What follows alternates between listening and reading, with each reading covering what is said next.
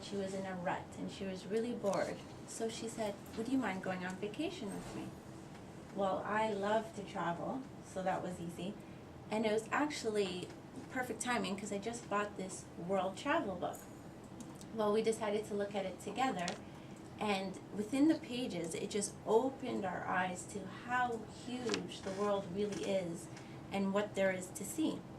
So we looked at the pages, and it sparked our imagination of where we would like to go, and we started to daydream about where would we really like to vacation. So our first thought was someplace tropical.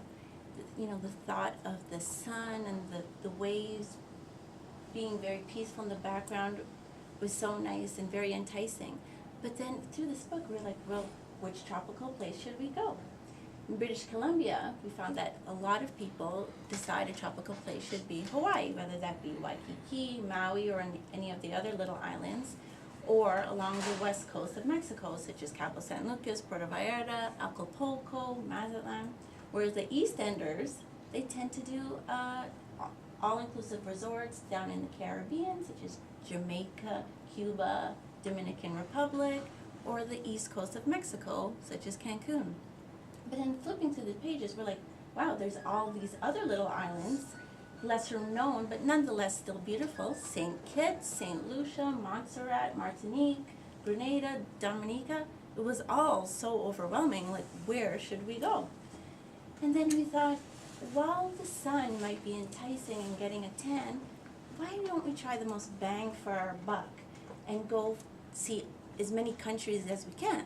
And that way, that is Europe. So we said, okay, so Europe with a Eurotrain pass. That way we could see Buckingham Palace in England, the Eiffel Tower in Paris, the Leaning Tower of Pisa in Italy. We could see the Swiss Alps. We could see the green fields of Ireland, maybe the last remains of the Berlin Wall. But we thought, there's going to be a lot of backpackers and hostel dwellers. It's going to be so crowded. So let's look through this book again. And we're like, ooh, South America. We could see the Galapagos turtles in Ecuador. We could go down to the most southern tip of Argentina. We could climb the Andes. We could jump off Angel Falls in Venezuela. We could party it up in Rio de Janeiro. But then we thought, wait, the Amazon jungle is pretty close, and that's kind of scary with all those animals. Let's try somewhere else. So we looked through the book, and then we thought, well, you know, Dubai is the next luxurious, trend-setting vacation spot. And then while we're there, we could see the Persian Gulf off the Kuwaiti coast, which is now considered one of the most safest countries in the world. We could see the birthplace of Jesus Christ in Israel.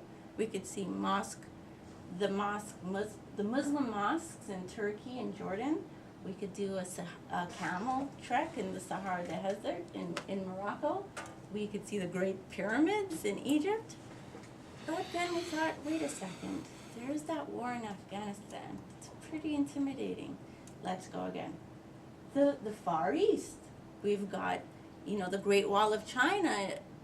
We've got the technology rush in Japan. There's the sushi. There's those big mountains in Taiwan. Those grass huts in Thailand. But then we're like, it's pretty expensive. But you know what? It's close to the land down under. We could go to Australia right after that, and New Zealand, and Bali, and Fiji. Then we switched through again. We're like, no, the birthplace of Nelson Mandela in South Africa. We could go do a safari tour in Nairobi, or we could go across the exotic coast in Madagascar.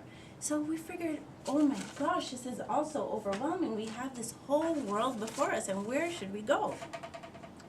And you know, we know about all these countries, but what the travel book was saying, that within these countries there's these cities, and within these cities there's these marketplaces and sightseeing tours and the culture and the restaurants and the fairs, and it just starts to become so overwhelming, and not to mention very pricey.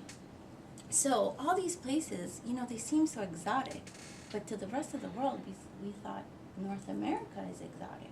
So then we just think of the United States. You've got Times Square in New York. You've got the Grand Canyon in Arizona. You've got the Everglades in Florida. You've got those huge redwoods in California. You've got the ice glaciers of Alaska. You've got Mardi Gras in New Orleans. And then we figured, well, there's Canada. Canada's even bigger.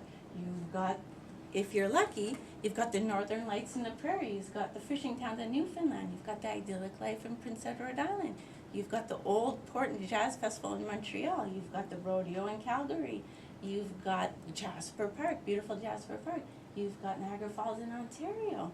So, you know, there's just so much to see.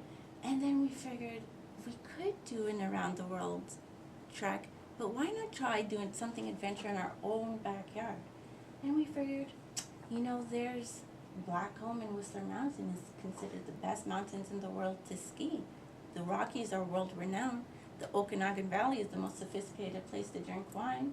You could go for high tea at the Empress Hotel in Victoria, and you could surf and frolic on the beach in Tofino. So, you know, we figured, let's not complicate things. Let's not overwhelm ourselves by the choices. Let's not spend an arm and a leg getting across the world. Why not we take the opportunity while it's here and appreciate the country that we have, that we so often take for granted.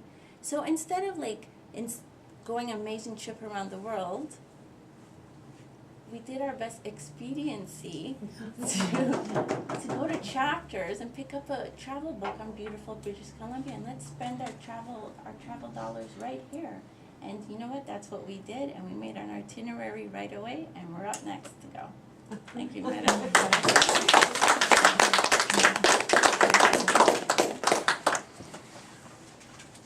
Well, I don't know about you,